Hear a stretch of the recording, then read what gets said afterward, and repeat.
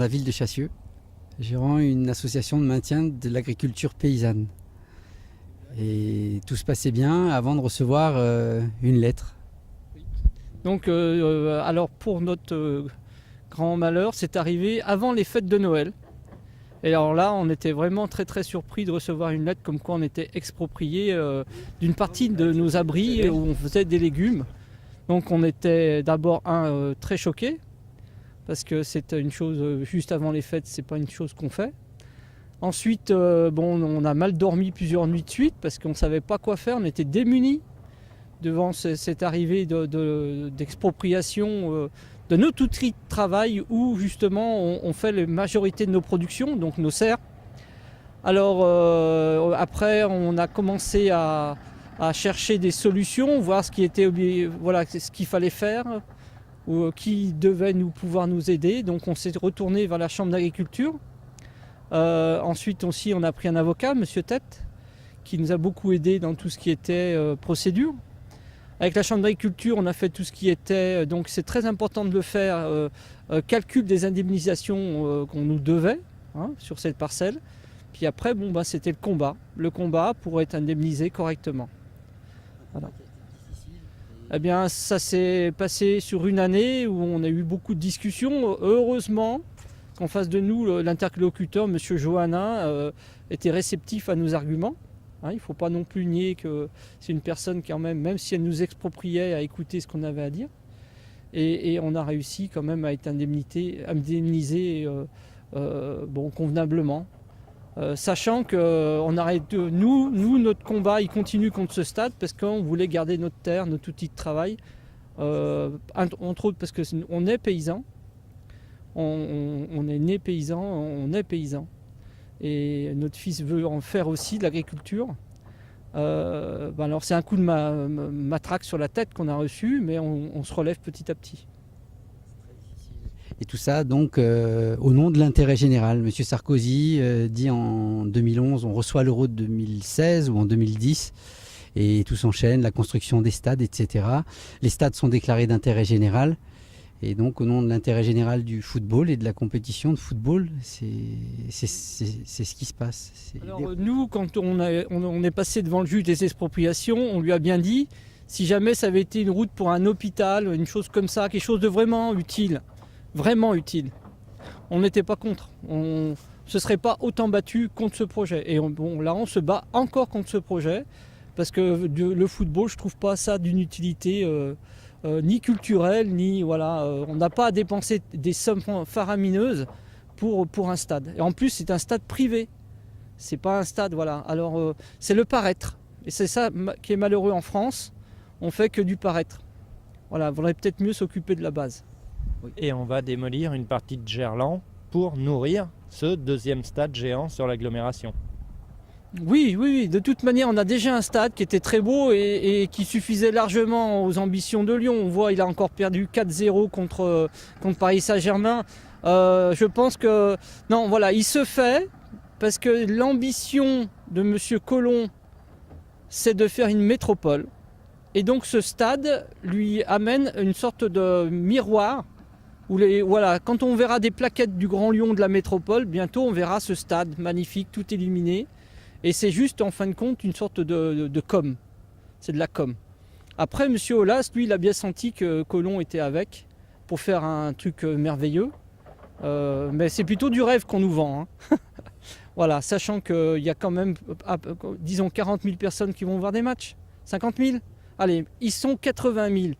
On est 1 500 000. Pour 80 000 personnes, si le stade est plein, on fait un stade et on fait payer tout le monde. Ça, c'est pas normal. 1 500 000 personnes. Dans la Courlie, on doit être à peu près ça, 1 500 000. Et donc, tout ça pour faire briller Lyon. Je pense qu'on essaye de mettre des étoiles sur la Lune qu'on n'a pas de besoin. C'est simplement une question puis d'ego aussi, parce qu'il y a des gens qui ont besoin de laisser une trace sur Terre. Et je pense que M. Collomb, il veut laisser sa métropole avec ces grands trucs qui ont été faits. Le musée des Confluences, qui va sûrement reprendre à son nom, tout ce qu'il a fait, la tour qu'ils ont construite à côté de la Pardieu, etc. Donc, c'est le patrimoine du Grand Lyon, un patrimoine politique et régional. C'est l'aspect culturel du football qui reste superficiel et donc à paillettes. Et puis enfin, il y en a qui parlent de la vie économique aussi. Il paraît qu'il va y avoir 1500 emplois drainés autour du stade, plus ou moins. Alors la route ici, on nous dit que ça va être bon, d'un côté piéton cycliste, de l'autre côté pour les bus. Sachant que donc on revient toujours parce qu'il faut aller à la base. Monsieur veut une métropole, Monsieur Colomb veut une métropole. Cette voirie, elle a été faite à mon avis parce que la Courlie a énormément de terrains à Chassieux en propriété et qui nous louent pas, ils nous les laissent en convention précaire. Et quand vous leur demandez faites-nous un bail, ils vous disent non parce qu'en fin de compte c'est une réserve foncière, Monsieur Morel. Et ça veut dire ce que ça veut dire, Monsieur Morel. Ça veut dire que dans quelques années ça va être construit. Donc cette route, en fin de compte, l'Est lyonnais, elle manque un peu de voiries transversales qui vont sur Lyon. Et à mon avis, cette route, un jour ou l'autre, elle sera reliée à d'autres et ça ira centre-ville. Et ça amènera aussi les gens pour venir travailler parce que la métropole ne va pas s'étaler à l'ouest, elle va s'étaler à l'est en direction de Satolas, Saint-Exupéry. Voilà. Et ça, c'est, je pense, le gros mensonge qu'on nous entortille, qu'on nous emballe dans du papier cadeau. Et puis sur l'activité, il y a beaucoup d'activités qui n'est en fait pas de la création, mais juste du transfert. Oui, parce que alors, je ne suis pas trop au fait de ça, mais de toute manière, les gens qui sont à Gerland vont venir là. Et puis point barre, qu'est-ce qu'il va faire? On a déjà trop de commerces. Le carré de soie, ça marche plus ou moins bien. On nous a mis Confluence. Si on nous met encore des commerces vers le stade, ça va encore diluer le monde des consommateurs qui vont... voilà, qu'il n'y aura pas assez de consommateurs pour faire tourner les magasins. Et on est en train de simplement tuer le commerce de Lyon ou même d'ici, quoi. Qu'est-ce que c'est qu'une association de maintien de l'agriculture paysanne? Alors, association maintien agriculture paysanne, ce sont des consommateurs qui se rassemblent, choisissent des producteurs. Alors, au tout départ, souvent, donc ça s'appelle une AMAP, ils choisissent plutôt un producteur de légumes. Ensuite, les gens viennent, prennent des contrats, donc sur 6 mois, 1 an, ça dépend des AMAP. Ils font les chèques, donc un chèque ou 5 chèques, ça dépend, on peut payer mois par mois.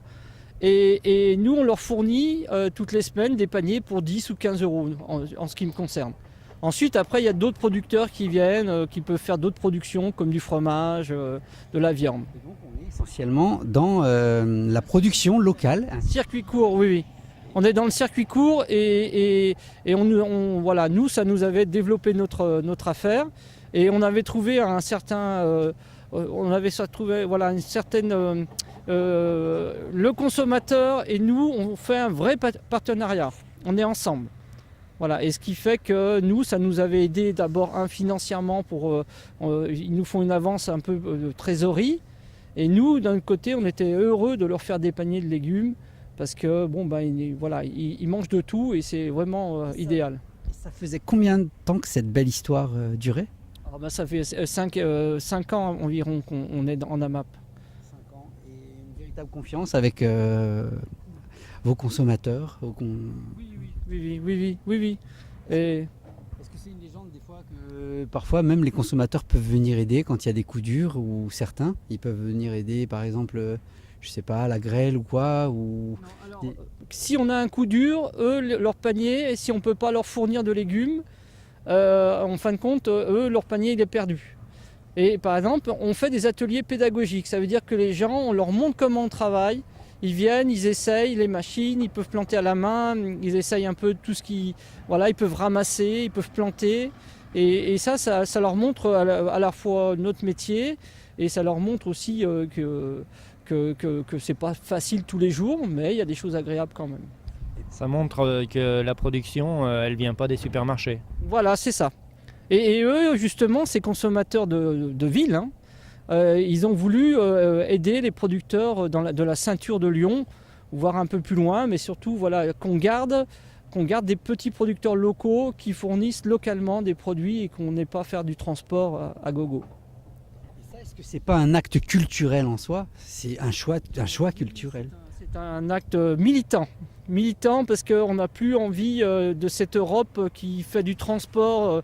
Moi, je vois souvent en passant sur la rocade, on voit des camions de voitures qui descendent Et 10 minutes après, vous voyez des camions de voitures qui remontent. Mais c'est n'importe quoi. Voilà, c'est le gaspillage, c'est le transport, c'est au moins 10 ans, c'est au moins cher. Et en fin de compte, je ne suis pas sûr qu'on soit heureux avec cette vie. Voilà. Et puis si on parle de culture, le football c'est une véritable culture. Est-ce que tous les gens qui adorent le football et leurs enfants savent comment poussent les légumes et ce qu'il faut faire et la façon dont c'est difficile, et est-ce que ça peut même pousser à côté de chez soi? Alors moi, je ne mets pas le football comme une culture. Je le mettrais plutôt comme un défoulement. Parce qu'en fin de compte, on va dans un stade pour voir une équipe, on a besoin d'adrénaline, on a besoin de stress, on a besoin de crier, on a besoin de pleurer des fois, et c'est plus un défoulement le football. Et c'est pas le seul sport où il y a tout ça. Voilà, on arrive à vider un petit peu, voilà, on recherche d'émotions et vider aussi son trop plein de stress ou d'énergie. Et malgré tout, c'est quand même de la culture, le maraîchage et ce partage, les ateliers pédagogiques. Là, on est vraiment dans la culture. Oui.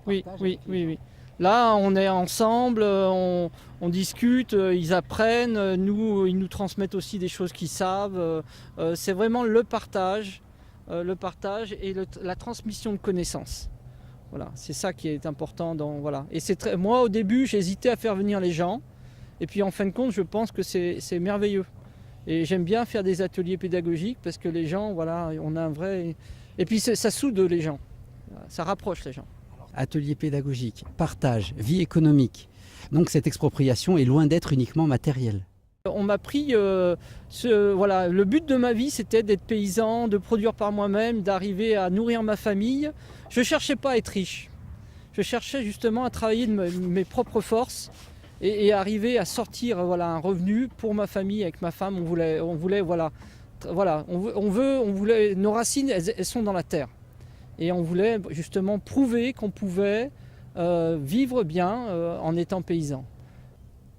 Tout ça, c'est sacrifié sur l'autel du développement économique et de la magnificence de Lyon. Voilà, c'est tout. Parce qu'en fin de compte, ils préfèrent le paraître au réel, où on tire de ses forces un travail avec... l'aboutissement, voilà. Et pour eux, en fin de compte, comme on est très peu nombreux d'agriculteurs dans l'Est lyonnais, c'est très facile de tout prendre. Dans quelques années, ça sera tout, voilà. On se retrouvera peut-être dans quelques années et vous verrez que j'avais raison. Voilà. C'est en marche. C'est en marche. Tout bétonné. Voilà, oui, l'Est lyonnais sera quasiment tout bétonné. Ils vont peut-être faire un parc urbain, des choses comme ça, pour dire, on vous a fait des espaces verts. Un peu comme maintenant la route, on nous la vend comme un espace de loisirs et de détente. Alors qu'en fin de compte, c'était pas le but premier. Le but premier, c'est bien de faire une route qui éventuellement servira à d'autres transports que les bus et les joueurs, du moins les supporters.